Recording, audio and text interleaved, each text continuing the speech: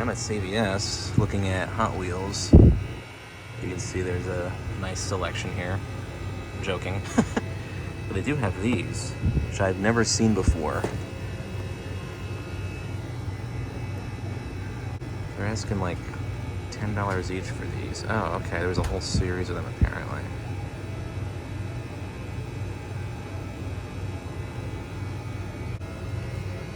Got twin mill in this Porsche, Corvette, a truck. What is that called? Lolux. Bone shaker.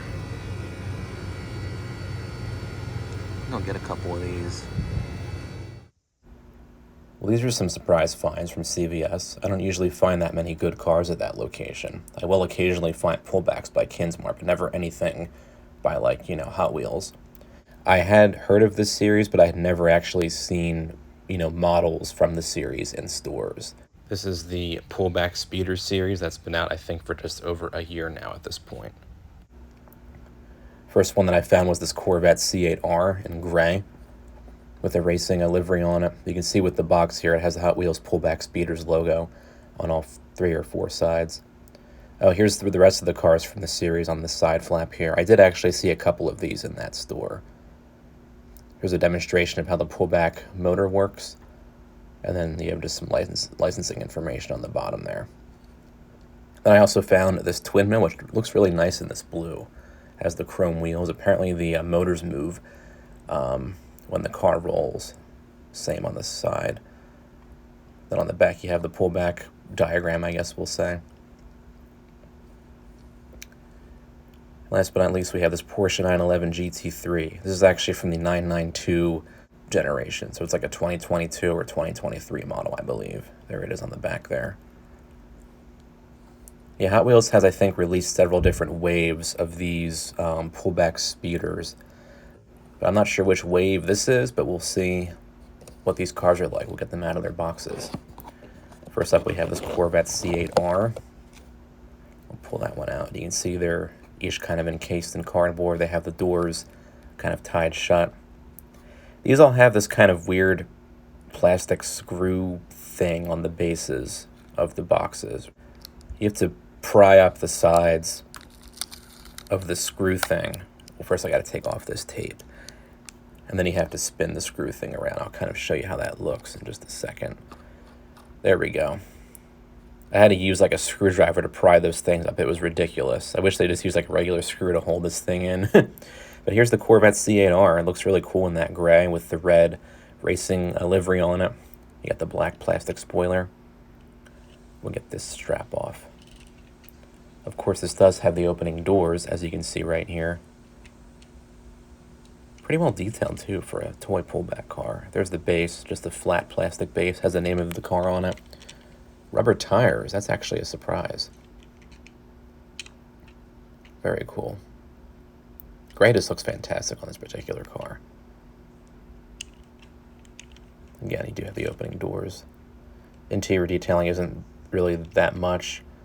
It is based off of regular size Hot Wheels casting, so I'm not really surprised at that. But there's the pullback motor. I'll test all 3 of these out on a bigger surface later. Next we have this twin mill in blue. Again, here's the box, and those move as the car moves. I do like the artwork on the side flaps. Yeah, we kind of already saw this. We'll go ahead and get it out.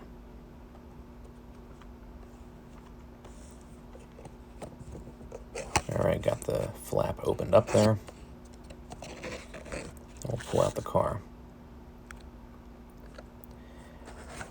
No opening features for this twin mill, but the engines do move kind of back and forth, up and down, yeah, like that, as the car moves. So we'll demonstrate that later too.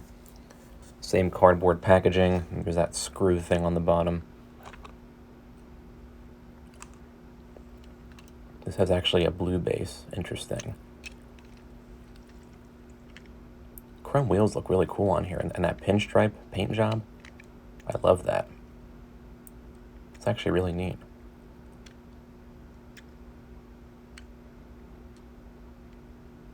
Looks like the same wheels as the C8R, but these are chrome instead of black.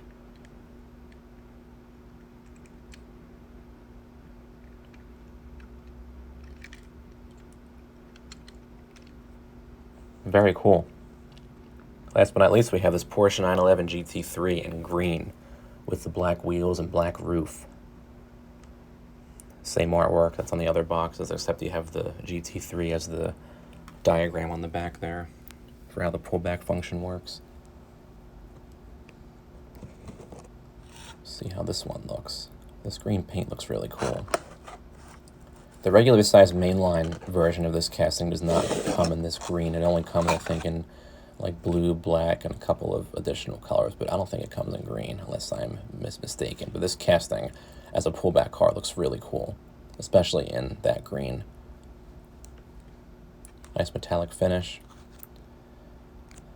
Again, with that ridiculous screw thing on the bottom, or tab. I don't even know what to call it. I wish they used just like one actual screw instead of whatever these plastic things are.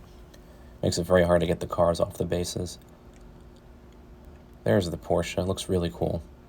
Just got to get that little strap off, or band. Here we go. I love that metallic green finish. That looks fantastic on there. Nice details with those taillights and the headlights too. Very nice. All right, we'll take a closer look at these next. All right, let's take a more detailed look at these pullback racers by Hot Wheels. The Pullback Racer series came out, I believe, in mid to late 2023.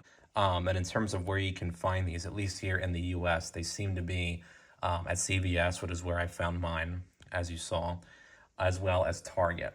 Amazon does sell these, only they only sell them in packs of 2. And they're about $14 for a 2-pack. And you don't actually know which 2 of these you're getting. Some people have left reviews on the listing for the 2-pack, so you can kind of get an idea of what they got, because, you know, they'll take pictures of the cars that they got and they'll post them as part of their review. But apparently you can find these at CVS now. I hadn't been to that CVS location for a few weeks, and they happen to have a small pile of them there. It seems like you can get these cars for usually between a little over $7 to upwards of $12 or $13. It seems like Target is the cheapest place to get these. I think they're just over $7 there. $10 is where you can get them for at CVS, which I think is a little bit on the higher side. And then on eBay, it seems like people are listing these individually for between like $10 and $13, depending on which car they're listing and whatnot. And that doesn't even include shipping. So we'll kind of see if these are worth, you know, the $7 to $15 price range. And Hot Wheels will be releasing more of these pullback cars in 2024. I saw, I think on like Instagram, a little sneak preview of different Hot Wheels castings that are coming out for the remainder of 2024. And included in those pictures were some pullback racer castings. So that'll be cool to see. But I was glad that I came across these at CVS. I don't usually go there frequently for, you know, shopping for diecast cars, because a lot of other places, you know, tend to have cars for better prices. But I hadn't seen these until I saw them there at CVS. So I figured, you know, I don't know if I'm going to see these again anytime soon. So I figured I might as well just pick up the ones that I really liked. And these 3 really did stick out to me. So in terms of fit and finish, I think these Hot Wheels pullback speeders are pretty well done. These are fully die-cast metal castings. There's no plastic on them. Of course, you do have, you know, like the plastic bases and wheels. But in terms of the main bodies of the cars, they are made out of metal. I was pretty certain of this, but of course I was able to confirm that once I actually was holding these models. So that's good to see that. These are approximately 1/43rd scale. And I say approximately because you don't actually see numerical scales on the bases of these pullback speeders castings. Because a lot of these pullback speeders castings are in fact fantasy cars, like this twin mill here. Most of these castings will feature some kind of a moving part. In the case of the Corvette C8R and the Porsche 911 GT3, they do have the opening doors, as you can see right here. And for the twin mill, it actually does have the engines that move as the car rolls, like so, which is cool to see. Some of the other castings have, you know, like the opening hoods, or have a similar feature to the twin mill, you know, have opening doors like these. So that's cool to have kind of that, I guess, additional play value with these models for sure. Aside from that, it seems like Hot Wheels is using the same wheels on these models. You can see here with the twin mill that they're done in chrome, and they're kind of these basic looking 5-spoke wheels. And on the Porsche and the Corvette, they are the identical style, although on these two cars, they are done in gloss black as opposed to chrome. So kind of on the cheap side in that sense, but again, these are like Hot Wheels cars, and Hot Wheels does tend to use similar wheels on a lot of their regular, mainline castings. So that's not too big of a deal right there. The build quality on these, I would say, is quite well done too. All the spoilers and plastic parts seem to be very sturdy on the cars, which is nice to see. And you actually do have separately done rubber tires as well. And for the Corvette and the Porsche, you actually do have separately molded plastic headlights, which are nice touches for sure. And for the Corvette, you actually do get the taillights as separately cast plastic pieces too, which is very nice to see. On the Porsche, they're just kind of painted on in the back here, but they do have that nice Porsche inscription, as you can see right there too, with the GT3 on the rear portion, which is cool to see. And the twin mill, although the headlights are painted on, Hot Wheels does do a really excellent job, I think, with the paint job of this car. And you can see it has all the different like pinstriping details on it as well, along with the twin mill inscription underneath the front portion of the windshield, as you see right there. So I think in terms of combining detail with play value, Hot Wheels did do a great job with these cars. I think $10 is kind of on the high side for buying these models, so I probably wouldn't pay that much more than that if you can help it. It seems like Target is the place to get these for the cheapest, and they sell them for just under like $8 or something like that. So for that price, you can go to, CVS or Rite Aid and get a pullback car there made by either, Kinsmart or Welly or the likes of them. But, they won't be the Hot Wheels Pullback Speeders. And therefore, you won't find the same specific castings made by those other brands. What Hot Wheels has done is that they've turned some of their regular size mainline castings into bigger pullback cars. I think that's a really cool thing that they've done. So now we'll take a look and see how the pullback functions work on these cars. All right, now let's see how fast these go on the hard floor. We'll do the Corvette C8R first, see how fast this one goes. I won't pull it back too far in case it, shoots across the floor and hits the wall or the door back there. But we'll see how this goes. That's pretty good, actually. I didn't really pull it back that far either. Let's test the twin mill out next. See how the engines move. It's a really cool feature, actually. Oops. Hit it against the bed. All right, now for the Porsche.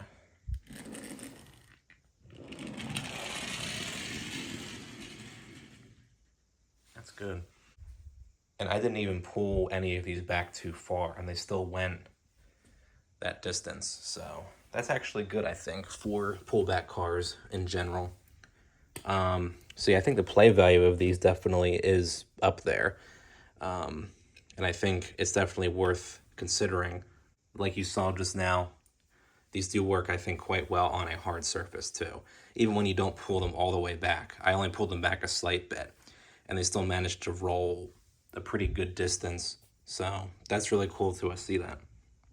All right, if these worked well on the hard floor, we'll see how well these work on this carpeting down here in the basement next.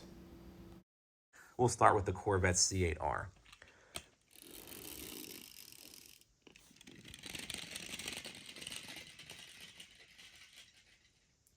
Not too bad, and that went decently far. Kind of on the slow side, but then again, the tires are pretty thin on these cars. We'll see how the Porsche goes next. I don't know if I even pulled that one back all the way. That was the first time I actually tried that down here. We'll see how the Porsche works.